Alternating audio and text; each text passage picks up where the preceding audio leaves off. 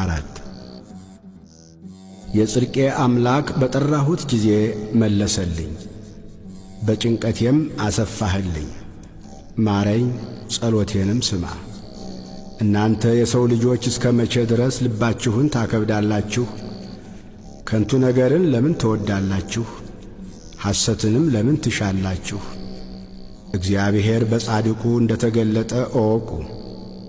እግዚአብሔር ወደ እርሱ በተጣራሁ ጊዜ ይሰማኛል። ተቈጡ፣ ነገር ግን ኀጢአትን አታድርጉ። በመኝታችሁ ሳላችሁ በልባችሁ አስቡ፣ ዝም በሉ። የጽድቅን መሥዋዕት ሰዉ፣ በእግዚአብሔርም ታመኑ። በጎውን ማን ያሳየናል የሚሉ ብዙዎች ናቸው።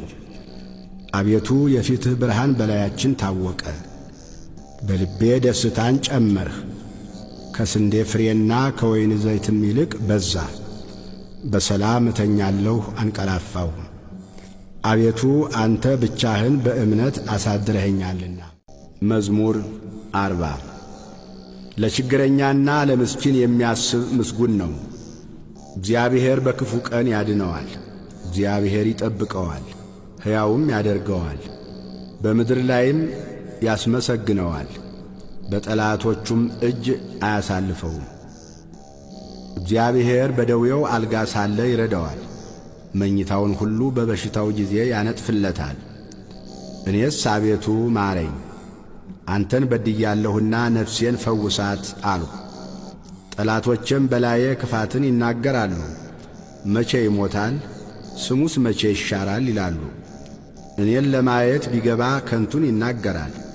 ልቡ ኀጢአትን ሰበሰበለት። ወደ ሜዳ ይወጣል ይናገራልም። በላዬ በመተባበር ጠላቶቼ ሁሉ ይሾካሾኩብኛል። በእኔ ላይም ክፋትን ያስባሉ። ክፉ ነገር መጣበት፣ ተኝቶአል፣ ከእንግዲህ ወዲህ አይነሳም ይላሉ። ደግሞ የሰላሜ ሰው የታመንሁበት እንጀራዬን የበላ በእኔ ላይ ተረከዙን አነሣ። አንተ ግን አቤቱ ማረኝ፣ እመልስላቸውም ዘንድ አስነሣኝ።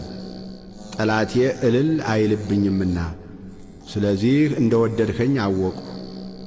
እኔን ግን ስለ ቅንነቴ ተቀበልኸኝ፣ በፊትህም ለዘላለም አጸናኸኝ። ከዘላለም እስከ ዘላለም የእስራኤል አምላክ እግዚአብሔር ይመስገን። አሜን አሜን። ስብሃት ለአብ ወወልድ ወመንፈስ ቅዱስ ለዓለም ወለዓለመ